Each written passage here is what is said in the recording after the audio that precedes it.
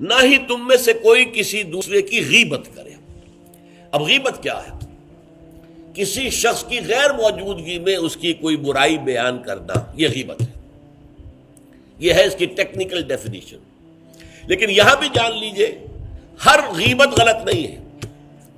بس اوقات ایسا ہوتا ہے کہ آپ کا کوئی بھائی ہے، وہ کہیں رشتہ کرنا چاہ رہا ہے اور وہاں کے بارے میں آپ کے پاس کوئی معلومات ہے ایسی جو اس بیچارے کے علم میں نہیں ہے، اور آپ اسے بتاتے ہیں کہ بھائی وہاں یہ معاملہ ہے، ذرا سوچ لو، تو اس میں در حقیقت غیبت نہیں ہے، بلکہ یہ اپنے اس بھائی کو کسی برائی سے بچانے کی کوشش، اس میں اس کے ساتھ نصح اور خیر خواہی کا جذبہ ہے، نہ کہ ان کو بدنام کرنے کا جذبہ۔ اگر کوئی سبب ہے ہی نہیں اور آپ بیان کر رہے ہیں تو یہ غیبت ہے۔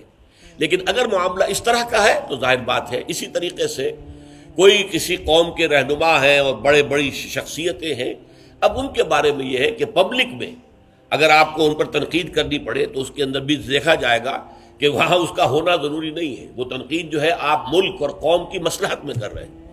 تو گویا کہ اس طریقے سے غیبت کی ہر شکل جو ہے وہ حرام نہیں ہے۔ البتہ ایک خیال لوگوں کو بڑا غلط ہے، وہ میں ایک حدیث کے حوالے سے اس کا اطالہ کر دینا چاہتا ہوں۔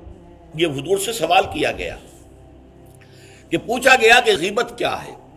یہ حدیث ہے، مسلم شریف میں بھی ہے، ابو داؤد میں بھی ہے، ترمذی میں ہے، نسائی میں ہے، یہ حضرت ابو ہریرہ رضی اللہ تعالی عنہ سے، اور امام مالک نے ایسی ایک حدیث جو ہے موطا میں مطلب بن عبداللہ سے جو ہے روایت کی ہے۔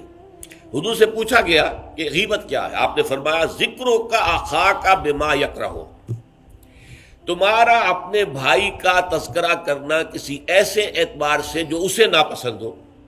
اگر اس کے سامنے کرو گے اسے ناپسند ہوگا، اس کے علم میں آئے گا کہ میرے بارے میں یہ بات کہی گئی ہے تو اسے ناپسند ہوگی۔ ایسی بات کا اس کی غیر موجودگی میں بیان کرنا۔ اب قیلا کہا گیا، سوال کیا گیا، افرأیتا کہ حضور آپ ذرا غور کیجئے، ان کان فی اخی ما اقول، اگر میرے بھائی میں وہ شے واقعتاً موجود ہے جو میں کہہ رہا ہوں تو کیا اس صورت میں بھی غیبت ہوگی؟ قال، فرمایا حضور نے، غور سے سنیے، ان کان فیہ ما تقول فقد اغتبت ہو، اگر تو اس میں وہ برائی ہے جو تم کہہ رہے تو تم نے غیبت کی، وَإِن لَمْ يَكُنْ فِيهِ، اور اگر نہیں ہے اس میں وہ شے اور تم پھر بھی کہہ رہے ہو ما تقول فقد بہتہ، تو تم نے اس پر بہتان لگایا ہے، یہ تو دوہرا جرم ہو گیا۔ اس میں کوئی خرابی نہیں ہے، برائی نہیں ہے اور آپ بیان کر رہے ہیں تو یہ تو بہتان ہے۔ البتہ کسی میں کوئی برائی ہے، خرابی ہے، نقص ہے تو یہ در حقیقت جو ہے آپ کا اس کی غیر موجودگی میں بیان کرنا یہ غیبت ہے۔ تو اس اعتبار سے غیبت کی جو برائی ہے اس کو اچھی طرح سمجھ لیجئے، اور یہ ہمارے معاشرے کے اندر بہت پھیلی ہوئی ہے یہ شے، بلکہ یہ کہا جاتا ہے اور صحیح کہا جاتا ہے کہ وہ کئی کورسز کا ڈنر ہونے کے بعد جو ہے پھر جب گفتگویں ہوتی ہیں تو معلوم ہوتا ہے کہ سب سے زیادہ لذیذ ڈش جو ہے وہ ایک دوسرے کی غیبت ہے۔ اور ہوتا کیا ہے، شادی کا کہیں پر مجمع لگا ہوا ہے اور جو ہے وہ ابھی بارات نہیں آئی ہے یا کوئی اور مسئلہ ہے، بیٹھے ہوئے ہیں، تو جب 3 آدمی بیٹھے ہوں گے تو کسی اور کی غیبت کریں گے، اور جب ان میں سے ایک اٹھ کے چلا جائے گا تو اب یہ دونوں اس کی غیبت کریں گے۔ یہ ہمارے معاشرے کا عام رخ ہے، یہ ہمارا جو ہے یہ گویا کہ سب سے زیادہ ڈیلیشس ڈش جو ہے وہ غیبت ہے۔ تو اس کے لیے شدت کے ساتھ روکا گیا، اور اس کے لیے جو پھر تمثیل دی گئی ہے، اَيُحِبُّ أَحَدُكُم مَّن يَأْكُلَ لَحْمَ أَخِيهِ مَيْتًا فَكَرِهْتُمُوهُ، کیا تم میں سے کوئی شخص اسے پسند کرے گا کہ وہ اپنے مردہ بھائی کا گوشت کھائے؟ تو اس پر تو تمہیں گھن آ گئی، تمہیں بہت برا لگا۔ کوئی شخص گوارا کرے گا کہ اپنے مردہ بھائی کا گوشت کھائے؟ لیکن سوچئے کہ ایسی تمثیل کیوں دی گئی؟ یہ اللہ کا کلام ہے، بغیر کسی ربط کے تمثیل اور تشبیہ جو ہوتی ہے کسی ربط کی بنیاد پر ہوتی ہے نا، ورنہ تشبیہ اور تمثیل کا فائدہ کیا ہوا؟ ربط کیا ہے؟ جیسے ایک مردہ اپنے دفاع پر کے قابل نہیں ہے، آپ ادھر سے بوٹی کاٹ لیجئے، ادھر سے بوٹی کاٹ لیجئے، پڑا مردہ ہے، آپ پوری اختیار کے ساتھ جہاں سے چاہیں اس کی بوٹی اڑا لیں۔ اگر وہ زندہ ہو تو وہ ہاتھ لگانے دے گا آپ کو جسم کے اپنے کسی حصے پر۔ بعین ہی یہ معاملہ ہے، آپ کا بھائی موجود نہیں ہے اور آپ اس کی عزت پر حملہ کر رہے ہیں، مانوی شخصیت پر حملہ ہے۔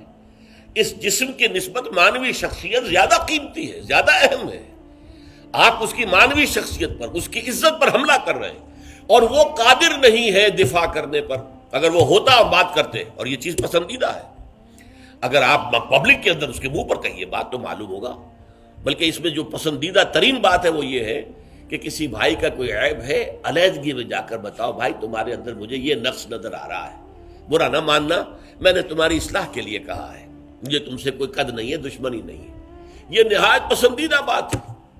اس کو کہا گیا المسلم و مرۃ المسلم، ایک مسلمان دوسرے مسلمان کے لیے آئینے کے مانند ہے۔ جیسے آپ آئینہ دیکھتے دیکھتے رہے یہاں کوئی داغ لگا ہوا، دھبا لگا ہوا، آپ اسے دھو دیتے ہیں، ہٹا دیتے ہیں۔ اسی طریقے سے ایک مسلمان کو اپنے مسلمان بھائی کے لیے آئینے کے مانند ہونا چاہیے کہ وہ اسے اس کی خرابیوں پر، اس کی برائیوں پر مطلع کر دے، لیکن یہ اطلاع جو ہے یہ ہوگی خلوص کی بنیاد پر، خیر خواہی کی بنیاد پر، اسے ذلیل کرنے کے لیے نہیں، اسے بدنام کرنے کے لیے نہیں، بلکہ یہ کہ اس کے سامنے علیحدگی میں، تنہائی میں بات کی جا رہی ہے۔ البتہ اس کی غیر موجودگی میں بات کی جائے وہ غیبت ہے، اور وہ بالکل صحیح تمثیل ہے جو قرآن نے استعمال کی ہے، صحیح ترین تمثیل ہے۔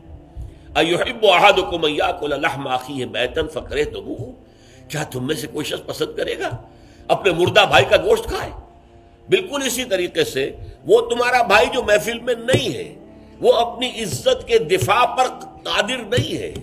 اگر وہ ہوتا تو کہتا بھائی آپ غلط کہہ رہے ہیں، آپ کو مغالطہ ہوا ہے، بات یوں نہیں تھی، یوں تھی، کوئی ایکسپلین کرتا، کوئی اپنا دفاع کرتا، کوئی اپنی شخصیت کا، اپنی عزت کا تحفظ کرتا، لیکن وہاں نہیں ہے وہ تو اپنے تحفظ پر قادر نہیں ہے۔ لہذا یہ غیبت در حقیقت مانوی سطح پر وہی شے ہے جو مادی سطح پر کسی مردہ بھائی کا گوشت کھانا ہے۔ فَكَرِهْتُمُوهُ، یہ تو تمہیں بہت برا لگا یہ بات۔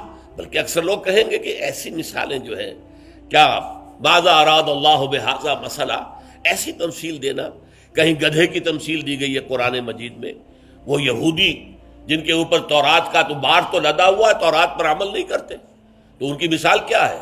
کمثل الحمار یحمل اسفارا، وہ تو ایسے ہے جیسے کہ گدھا ہے، اس کی پیٹھ کے اوپر کتابوں کے انبار لگے ہوئے ہیں، گٹھری باندھ کر جو ہے مکالمات افلاطون لکھی ہوئی ہے، یا انسائکلوپیڈیا برٹانیکا کی گٹھری باندھ کے رکھ دی گئی ہے، اسے کیا فائدہ؟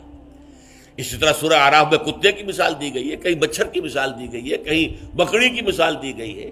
تو مثالیں جو ہوتی ہیں وہ مانوی ربط کے اعتبار سے ہوتی ہیں، یہ نہیں دیکھا جاتا کس چیز کی مثال دی جا رہی ہے، جس چیز کے لیے مثال دی جا رہی ہے، مشبہ لہو اور مشبہ بہی، کس چیز کے ساتھ تشبیہ دی جا رہی ہے، کس لیے دی جا رہی ہے۔ اَيُحِبُّ أَحَدُكُمْ أَن يَأْكُلَ لَحْمَ أَخِيهِ مَيْتًا فَكَرِهْتُمُوهُ وَاتَّقُوا اللَّهَ، اللہ کا تقوی اختیار کرو، اس لیے کہ سارے احکام کی روح جو ہے وہ تقوی ہے۔ احکام دھرے رہ جائیں گے، رکھے رہ جائیں گے، کتابوں میں لکھے رہ جائیں گے، اگر اپنے اندر تقوی نہیں ہے، برائی سے بچنے کا ارادہ نہیں ہے، اللہ کے عذاب سے بچنے کا مستقل پختہ مصمم ارادہ نہیں ہے، تو کوئی فائدہ نہیں ان چیزوں کا۔ بھینس کے آگے بین بجانا ہو جائے گا۔ واتقوا اللہ ان اللہ تواب الرحیم، اللہ کا تقوی اختیار کرو، اور دیکھو اللہ بہت توبہ کا قبول کرنے والا ہے اور بہت رحم فرمانے والا ہے۔ تو دیکھو اگر تمہارے سے یہ خطائیں ہو رہی ہیں، تمہاری شخصیت کے اندر اگر یہ خرابیاں ہیں، تم ان برائیوں کے عادی ہو، تو ان سے اپنے آپ کو پاک کرو، صاف کرو، توبہ کرو، اور اس میں امید دلا دی کہ اللہ تعالیٰ بہت توبہ کو قبول فرمانے والا اور رحم فرمانے والا ہے۔